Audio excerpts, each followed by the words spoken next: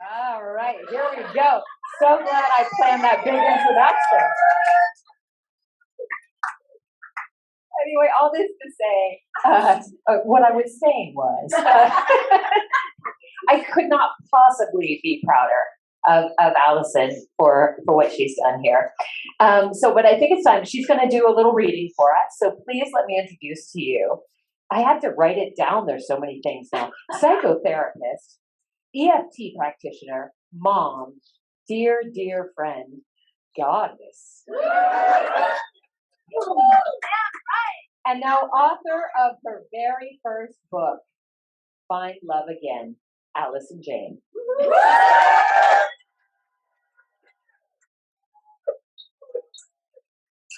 Thank you, everyone. I'm going to say a little bit more thanks at the end and just kind of get right into it. So what I wanted to do tonight was to read to you all a little bit from my book and then talk about why I chose this reading. And then we're going to do a little Q&A. So maybe some of your questions will be answered. And I'm going to try this without my reading glasses. So I got some spares if you need.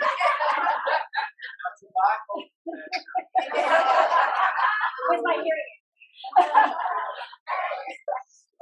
All right, I'll be reading from chapter 7 because a lot of my friends in this room told me this was their favorite chapter, so that's part of why I chose it. And it is titled How Cinderella Fucked Me Up.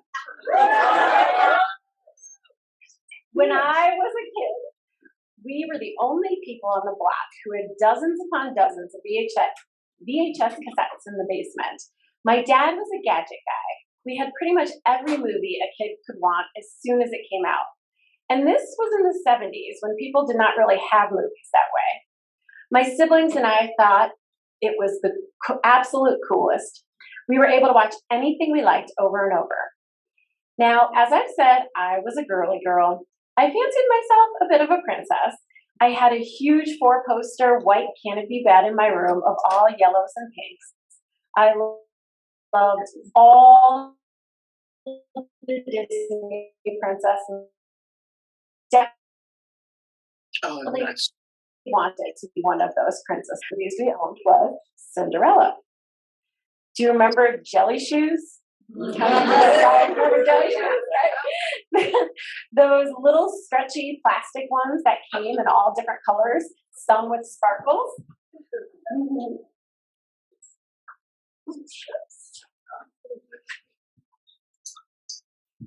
Well, I remember begging my mother for a pair of clear jelly shoes because I was determined to come home from the store that day with my very own pair of glass slippers.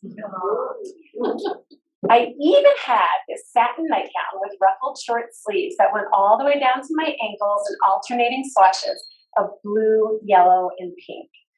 When I put that nightgown on with what I didn't realize back then was how much Cinderella fucked me up. I never really thought about it. The whole plot is basically about all these women who are desperately throwing themselves at a man, all jumbled together, knocking each other over, practically raising their hands in the air and saying, "Pick me, pick me." And the prince, he stands in front of the line, literally above the women at the top of the stairs, looking down on them and greeting them one after the next with bored apathy. What the hell? What kind of message does that convey to a little girl? I had no conscious awareness for the most of my life of the subconscious damage this did to me. I do believe that movie, along with other cultural influences, programmed my subconscious mind to think it was my role in life to be chosen. But it did not occur to me that I could be the one doing the choosing. That's the problem with the subconscious mind. So powerful at such a deep level that it drives our behaviors and our choices in ways that we are rarely ever even aware of. And until, of course, we bring it forward to the conscious mind.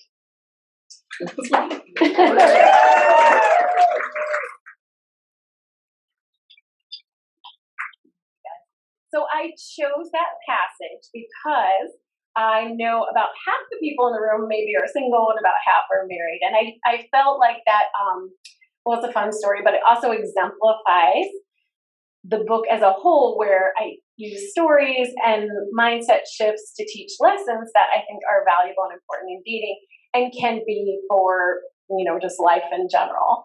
And so the idea of moving from the mindset of, I got to show up on this date and be pretty and perfect and hope to get chosen, to, you know what, I'm showing up and I'm discerning, and I'm going to look to see if you're worthy of being chosen by me just as much as you are choosing me.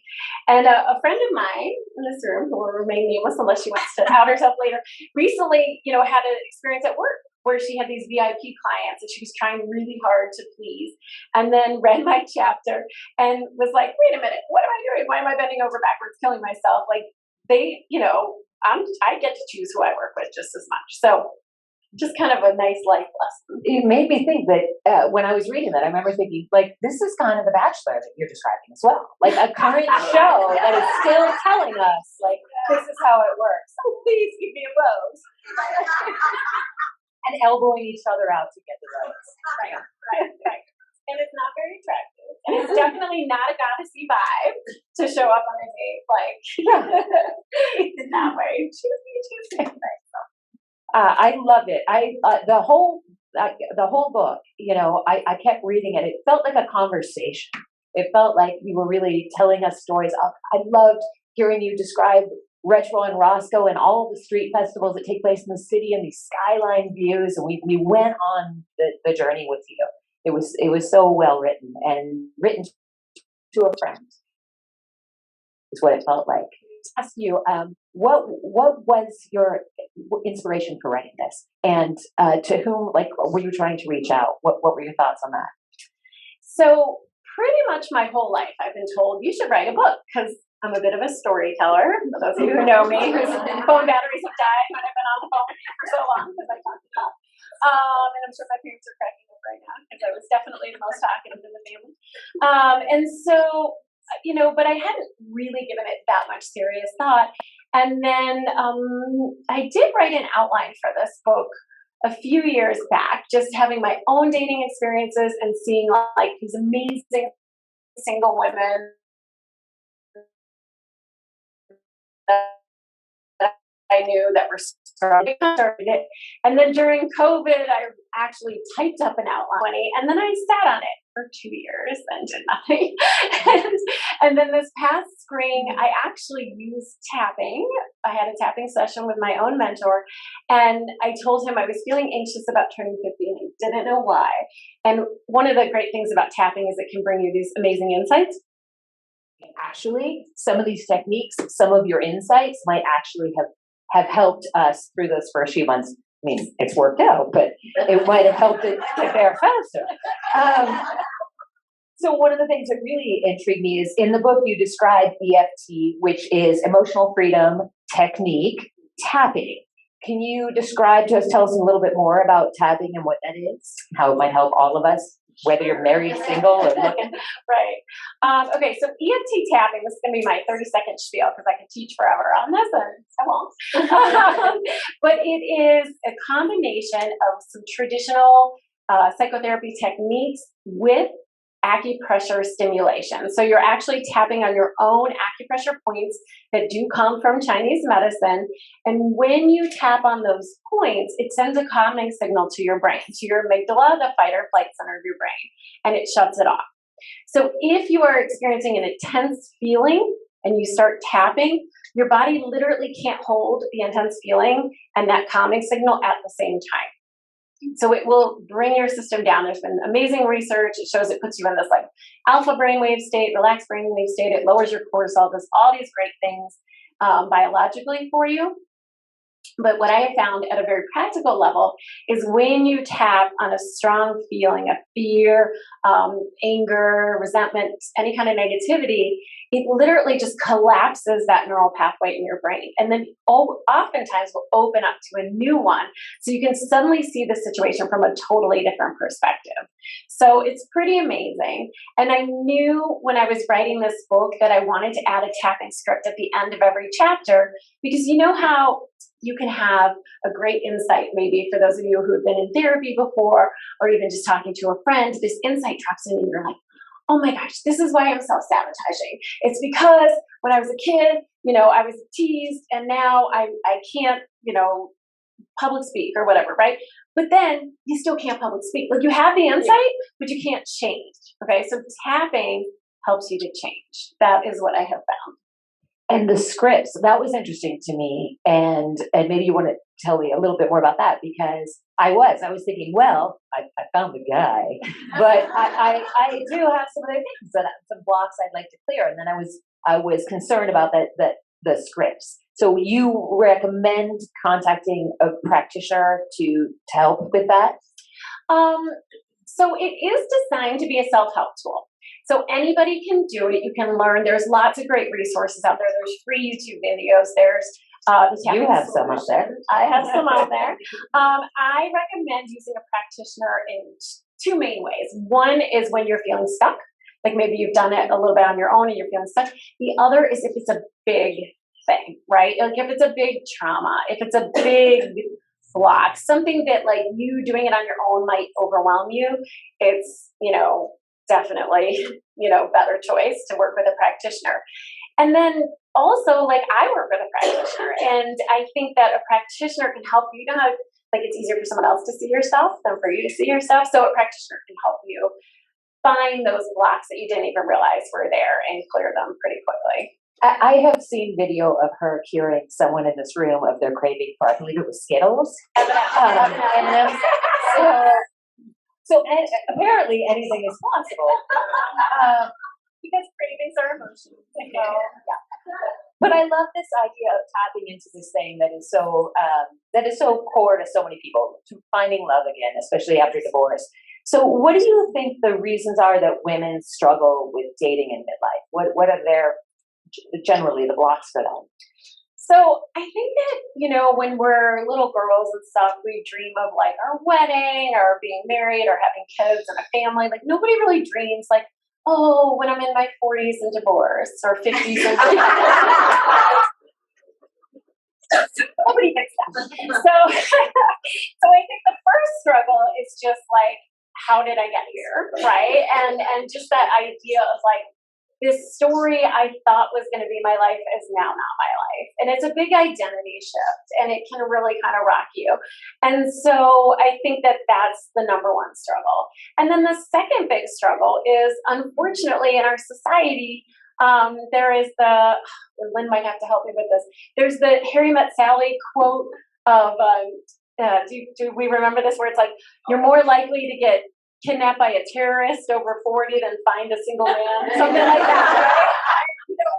So there is this like message in our society of like, oh, there's no good men left out there. I mean, I talk in one of the chapters in the book, I describe one of my friends whose her whole friends and family group were like, oh God, I'm so sorry you have to date again. That's gotta be awful. So I think a lot of women go into it thinking like, this is awful.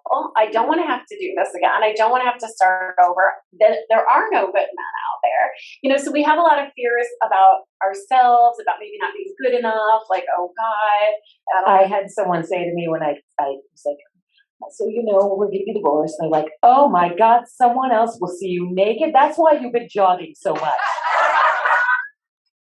I jogged to cure the depression that goes with a divorce. Thanks for the help. It's real, right? The struggle is real. The struggle is real, yeah. So I think there's fears about ourselves and fears about, the men, or limited beliefs about men, lack of good men, all that kind of stuff. And that really gets in the way. So what then? You're kind of coming forward as an expert here. So what then is the one tip that you would give to help women in that situation find a healthy, appropriately aged man for their happily ever after? My new husband is 5 years younger than I. It's appropriate. So this is a hard question. This was asked to me this weekend, actually, because I feel like I want to say, well, all my tips are good. There's 8 different mindset shifts in here and read them all. But if I had to just narrow it down to one, one big one. And I'm sorry, single women in the room and online, because you might want to like punch me in the face when I say this, but I would say it is to stop looking and start enjoying your life. Okay. And Yes. and there is the one chapter though where I say if one more person told me the advice along those lines, I was going to punch him in the fucking face, right? Because if you really don't want to be single anymore, you don't want to stop looking. You want to keep looking, but it's a paradox, right? Because the more you're out there looking, you're in like a non-goddess vibe for sure. You're in this vibe of like, are you the one? No. Are you the one? No. You know, I mean, it's like, it's this energy that is not sexy and attractive, and it's exhausting to you. And so if you can just sort of radically accept, okay, you know what? I'm single. I didn't expect to be. I didn't think I would be, but I am single right now. And just enjoy that and look for the positives in that. And even if you're on a bad date, say like, oh, but you know what? I just discovered this amazing new restaurant or this wonderful new wine, or, you know, find something. And the one thing I will say, sorry, married peeps in the house that I don't want to like offend too much or online, but like, honestly, it was really fun. Like, being single, you get to do things that you would not have maybe done before. You know, you get to meet with people. So just trying to accept that you're single, be in the moment and have fun. And then chances are when you're out there having fun and you're just like living your life and doing cool shit, you're probably going to meet someone. May I just add to that thought? Your friends are way better company sometimes.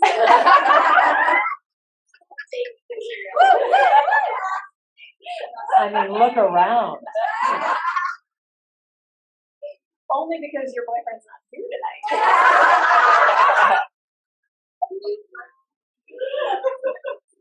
But I will say the whole book, I mean, there's so much to gain for anybody.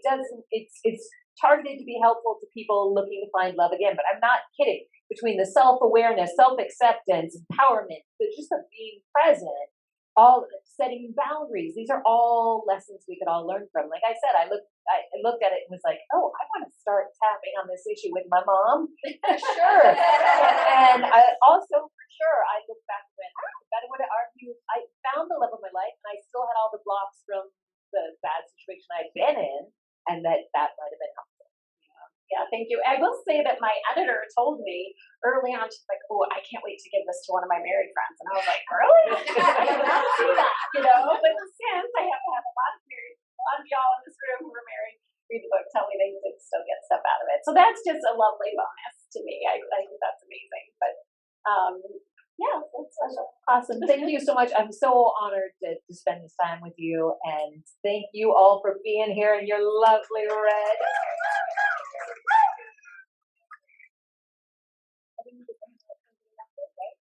Yeah. So before we exit, I just wanted to say a couple words of thanks. First of all, to Oilland Theater for having us. Fabulous place here. I wanted to thank Ms. Kira Marr for running the tag. General manager of Yoga 6, and anybody who's here tonight or online who's local can get a free week of yoga. Of course, I wanted to thank the fabulous Kim Hiller.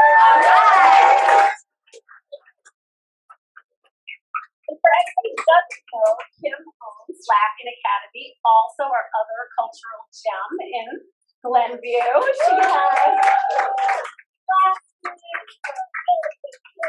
stand-up nights that are super fun, and potentially karaoke. Every show ends in an after party. And it always ends with karaoke. And I want to announce that on November 11th, you can come here to the Oil Lamp. We are providing the comedy, and we're doing the show here. So it's a collaboration. Glenview has a theater district, okay? It's a long road, Glenview Road. We have a theater district. And lastly, I wanted to thank everyone. So first of all, to everyone online, I have friends, I have family all around the country. I love you guys. And I got a lot of people like to think, that's awesome. Amazing. And then to everyone here, and if you guys, I know you can't see all the red dresses, but it is beautiful and amazing. I'm going to post tons of pictures. You can follow me at Allison Jayne Author and Instagram to see the sea of red. It'll real. Can you turn it? I can. We're gonna Okay. try. It's amazing. Thank you. And last but certainly not least, to my two sons who are in the There was many times this summer that I was writing, and I told you I'd set a timer and I would not let myself get up or do anything. And they'd be like, "Mom, can we have a shh, but I'm nothing for me until my timer goes up." So thank you guys. Thank you for all the support. Have the keyboard till 10 p.m. Everyone online, tomorrow you will get a free book and some fun surprises in your email. So thanks. Thank you, Allison. Goddess.